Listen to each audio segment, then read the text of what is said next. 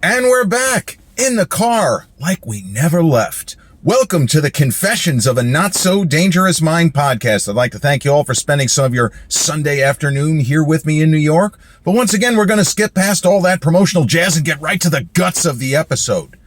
To my surprise, a movie anniversary, not one of the kind of big Clint Eastwood film or Spielberg or that sort of grand franchise starter or something along those lines. But this is a little bit of, it's not that the film is obscure, but it's a movie that's well remembered by history, but people kind of discovering for the first time maybe are a little bit surprised by just how well this film did. This movie was budgeted at $5 million. It was a British production and it grossed more than $245 million. So you start to do the math and the number of times production cost, you're talking about a film grossing 50 times its production cost. It is a gorgeously shot, well-acted film populated by a lot of really good-looking people, especially its star, who at the time was somewhat successful British actor who was about to become a long-standing leading man and fantastic, dependably great supporting actor in Hugh Grant. The movie is Mike Newell's collaboration with the terrific screenwriter Richard Curtis, 4 Weddings and a Funeral, which was released March 9, 1994, 31 years from the day that I am doing this episode. Now, Mike Newell is someone I recently discussed on the channel for Donnie Brasco. There's some trivia for you. The same director, British director, in Mike Newell, who did 4 Weddings and a Funeral, which would seem to be right in his wheelhouse because he ended up working with Richard Curtis again after this. He directed a great crime film, a top 10 for sure gangster movie in Donnie Brasco 3 years after the stupendous success of 4 Weddings and a Funeral. And here's something even more obscure about Mike Newell. He directed Harry Potter and the Goblet of Fire, I think a movie that's better than a lot of people believed at the time. Also famous for introducing the world to what became a lot more than a matinee idol hot guy in Robert Pattinson, someone who, spoiler alert, he's going to win an Oscar someday. Heard it here first. Actually, you didn't hear it here first. A lot of people have said that. But Mike Newell, in 1987, directed a film that I wouldn't necessarily call it a Generation X or a Gen X standard, as I like to say, but it is a movie that HBO and Cinemax ran in an endless loop circa 1988, 1989. The movie is called Amazing Grace and Chuck. That is not that good of a title, although it kind of fits the story about an NBA basketball player named Grace Smith, or Amazing Grace, and a boy named Chuck. And it is a very wholesome, uplifting film, kind of, about nuclear disarmament with a ridiculous all-star cast, including Jamie Lee Curtis and one of the all-timers, literally, in Gregory Peck playing the President of the United States. Now, I did not know until 5 minutes ago that Mike Newell directed that film too. What an amazing career. He directs an American movie about a 12-year-old Little League baseball player who stops playing baseball to protest nuclear weapons, and the best basketball player in the world, a guy named Grace Smith, played by the Carmelo Anthony of his day, Alex English. Alex English was probably better than Carmelo Anthony. The guy was a fucking killer on the court. He used to average routinely between 25 and 30 a game. He plays Grace Smith. So you have this nuclear disarmament movie, this kind of uplifting sports film, if you will. He makes one of the great romantic comedies ever in 4 Weddings and a Funeral. And then he makes an incredible gangster movie, and then he makes a Harry Potter movie. Pretty fucking impressive. So 4 Weddings and a Funeral is a film that I did not see in theaters.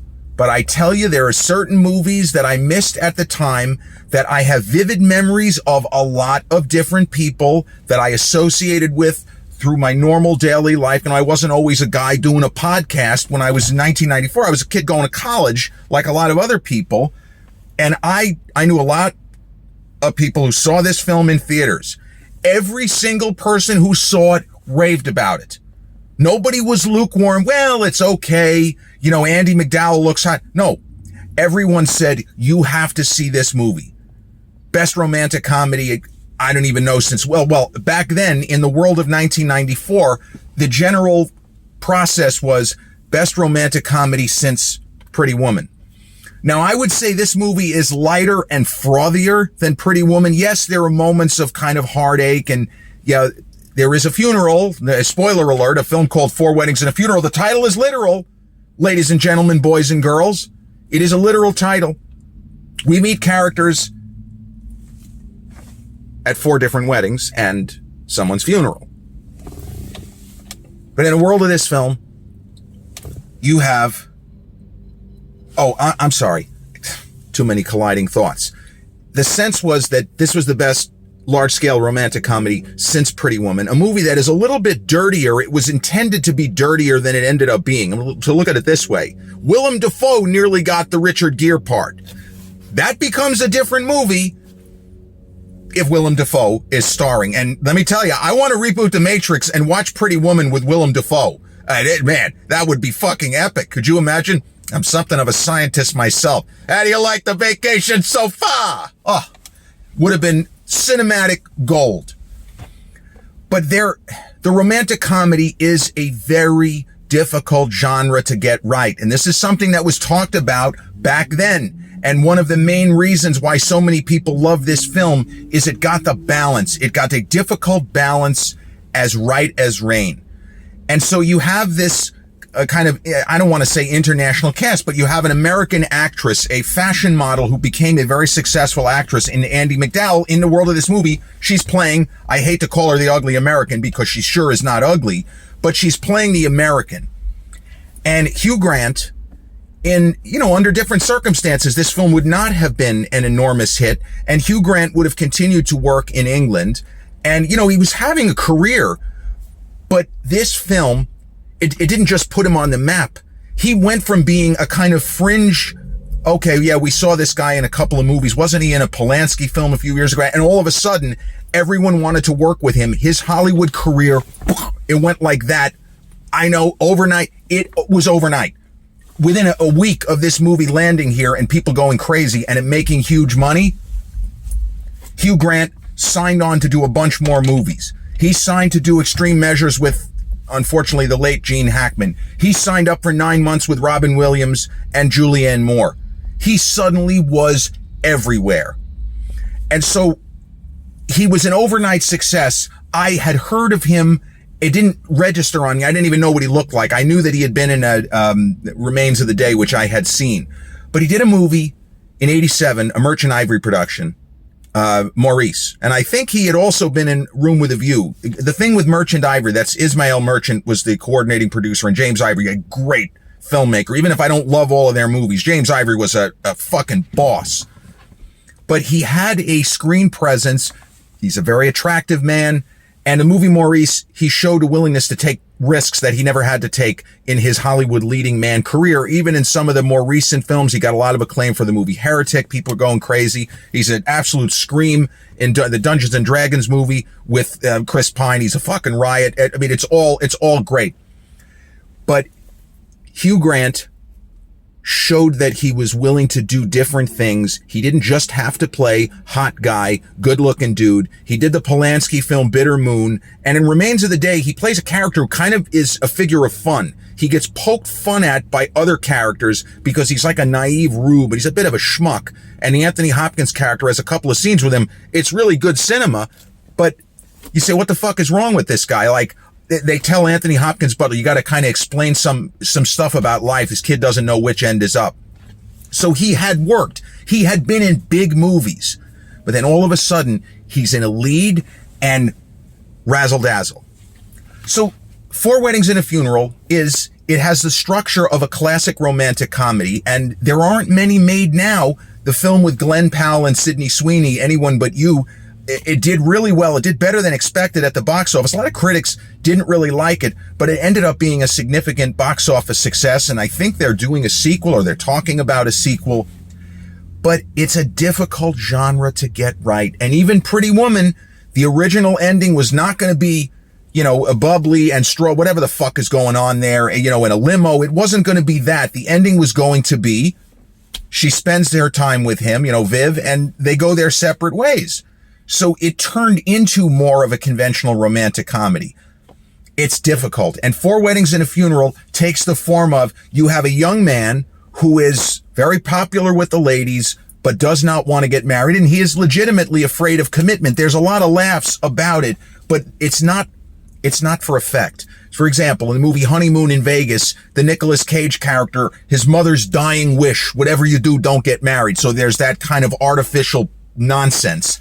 The world of this film, we buy into the character of Charlie. He's legit. He doesn't want commitment. Now, at the same time, because he's so proper and the way that he comes across, no pun intended, that's what she said, but he's not looking to hurt anybody.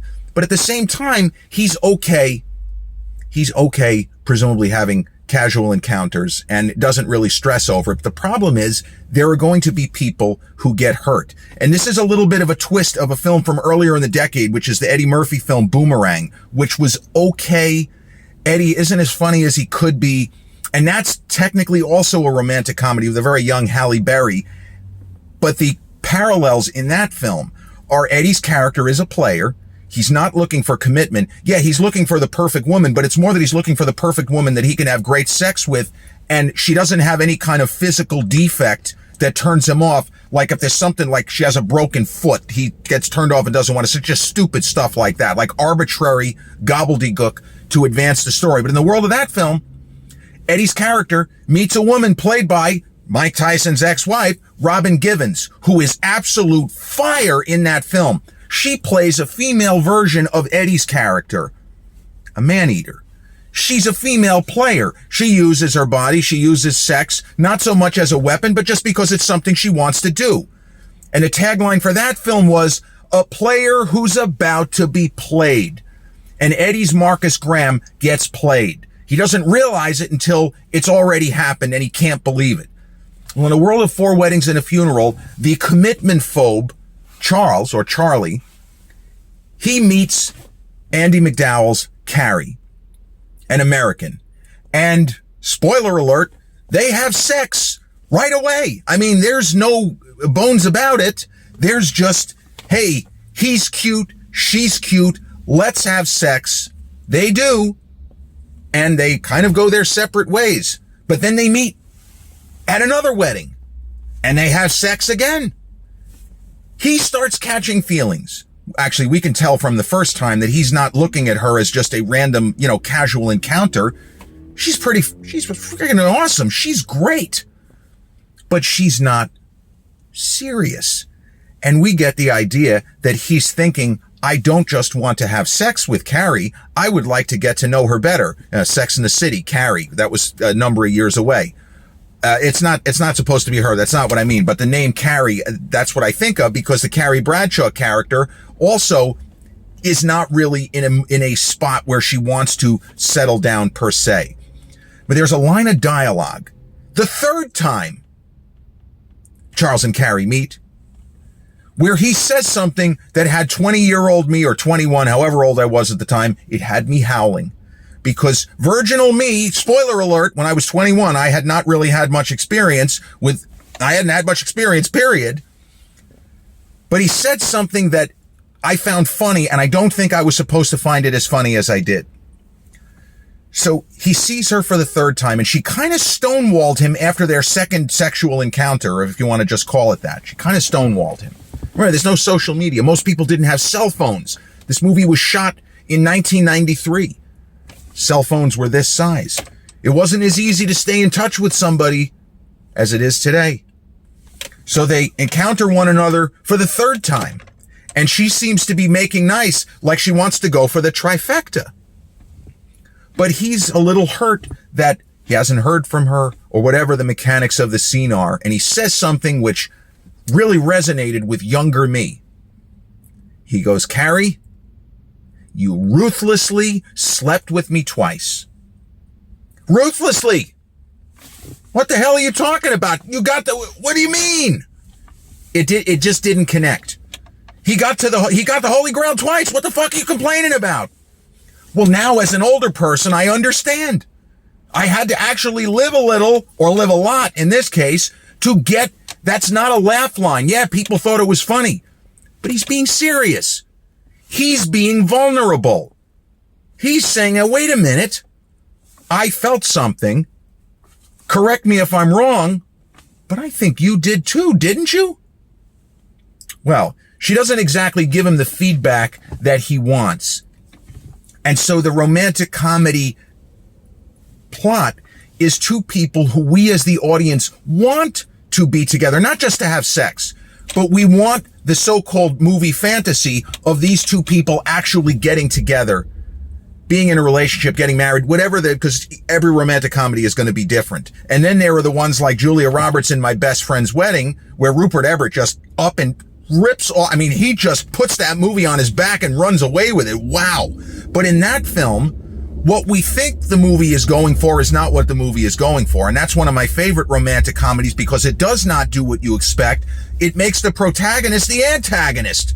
What a concept, right? Julia Roberts, speaking of Pretty Woman, her character is actually the bad guy. Is there any redemption for her? She's such a scumbag. What a scuzzy person she turns out to be. Before Weddings and a Funeral also benefits from having a cheat code actor. Many of you probably don't know the name, but you might know his face, named Simon Callow. Simon Callow worked with Merchant Ivory and other productions. He's great in Shakespeare in Love, and he worked with Milos Forman in Amadeus. And he is one of those boisterous, where as soon as you see him on screen, he commands attention just by his manner, his standing, and his bearing. And he has moments in this film that are just amazing. As he also, in Shakespeare in Love, he plays kind of a more important character in that film than in this film. But every time he's on screen, and his character and the John Hannah character are together. John Hannah later was in Sliding Doors with Gwyneth Paltrow, if you've seen that, speaking of romantic comedies. Like, there are certain people it repeats that they make the same kinds of movies. But Four Weddings and a Funeral also benefits from a small role for Rowan Atkinson, Mr. Bean himself. He's a riot. I think he plays the pastor or the reverend that's officiating the wedding. He's awesome. And Kristen Scott Thomas. Kristen Scott Thomas, and I've talked about this kind of concept where one actor appears to not be in the same movie as everyone else. And I felt that in American Beauty, Annette Bening being the only person reading her lines as if she's in a dark comedy while everyone else thinks they're in Shakespeare, it throws the movie off for me. Well, in Four Weddings and a Funeral, the character of Fiona, played by Kristen Scott Thomas, we don't realize it, this is a mild spoiler, she's set up to almost be a tragic figure. And Kristen Scott Thomas in this film, and she was later nominated for an Oscar for The English Patient, I would say that this is the best performance she ever gave in a movie. She is so good, and her character is so grounded. She has a great scene with an older aunt of hers where the aunt asks her if she's a lesbian, and that scene doesn't play out the way we're expecting. But her character, in a weird way, is a female version of Hugh Grant's Charles, but not in a way that we think.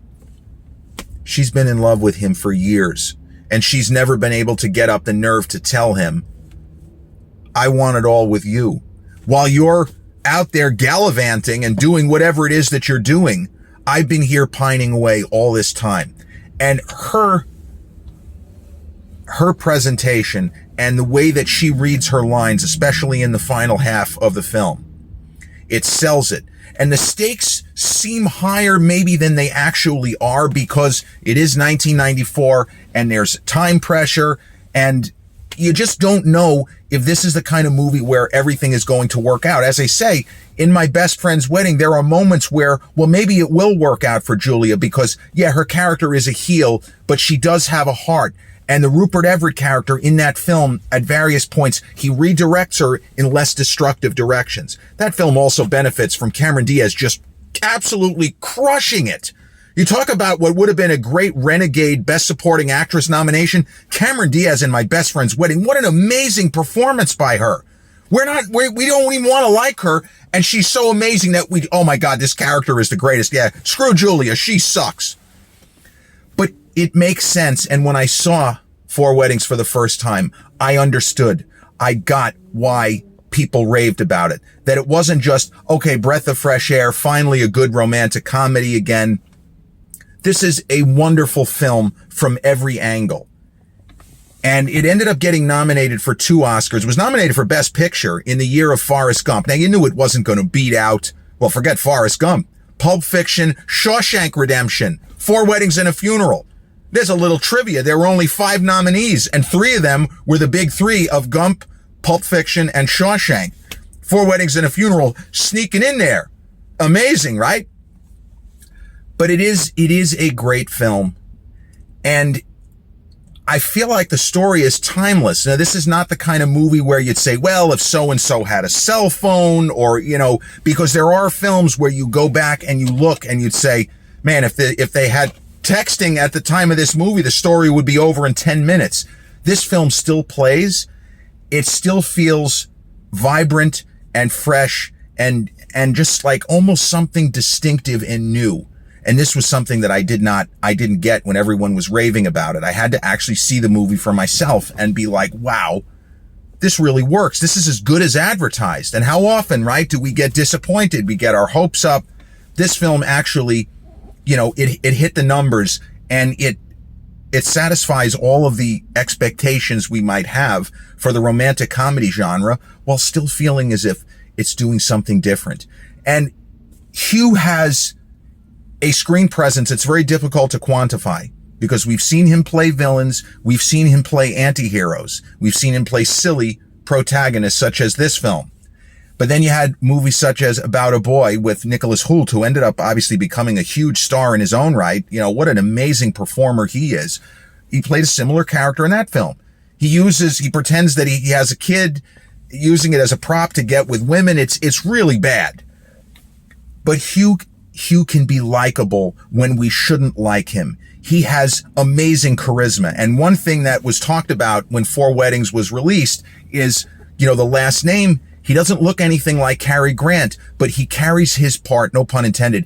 He holds up his part of the film like a classic romantic comedy lead from the Cary Grant mold, and somebody that we want to like, even though his character in different hands would not be likable. We would actively dislike him because of the way that he seemingly doesn't give a shit that, bro, you're hurting a lot of people at once. Well, he could say, well, I didn't really mean to, but we forgive him because he did fall for the character played by Andie MacDowell. And unfortunately, there are others that get pulled up by the undertow of his falling in love with a woman that ruthlessly slept with him twice. But he felt enough of a connection where, in his mind, I think this is my person, and I'm afraid I'm going to make a terrible mistake, or it's just never going to happen. And then if you want to look at the parallel story of Fiona, the Kristen Scott Thomas character, what she goes through is the exact same thing, only I don't think that there's going to be much of a happy ending for her. But that's the character that, to me, really elevates this film, because it has a lot of big laughs. There are a lot of big laughs, some of which are generated by the great Simon Callow. Others are Hugh Grant, putting his foot in his mouth and being this sort of bumbling Hugh Grant that we are familiar with. And you see why it was a huge hit, why they tried to make, like a big budget sequel for so many years. And it's one of those special films for people who like romantic comedies. I mean, if somebody says, I just saw Anyone But You, can you recommend another really good romantic comedy? This is the first film I'm going to think of. I'm going to say this, and I'm going to say My Best Friend's Wedding second. I would think those are the 2 that you need to see if you're a fan of the genre. And My Best Friend's Wedding, a film that now is, it's closing in on 3 decades old, and 4 Weddings and a Funeral, 34 years old today. $5 million budget, $246 million worldwide box office gross. Absolutely incredible. Readily available on streaming. It's free on Amazon Prime, on Tubi, and a number of other platforms. If you want to see it, you should not. In all likelihood, you're not going to have to pay to see it. I highly recommend it. I still, to this day, don't know anybody who has seen 4 Weddings and a Funeral and did not come away smiling and saying, yeah, that was a really good movie. So happy 34th birthday or anniversary, it doesn't really matter what word you used, to the release, March 9, 1994, of Mike Newell's terrific 4 Weddings and a Funeral, starring Hugh Grant, Andie MacDowell, Simon Callow, John Hannah, and a fantastic Kristen Scott Thomas. This has been episode 464 of the Confessions of a Not So Dangerous Mind podcast. I'd like to thank you all for spending some of your Sunday afternoon here with me in New York. And if you check out this episode on the YouTube channel, haven't done so already, please click like, subscribe, comment, share, turn on those notifications. Or if you catch this episode on the audio platforms such as Podbean, Spotify, iTunes, or the others in which we're hosted, same general rule applies. Click like, subscribe, share, and turn on those notifications. I'll be back with a new episode real soon. Until then, peace.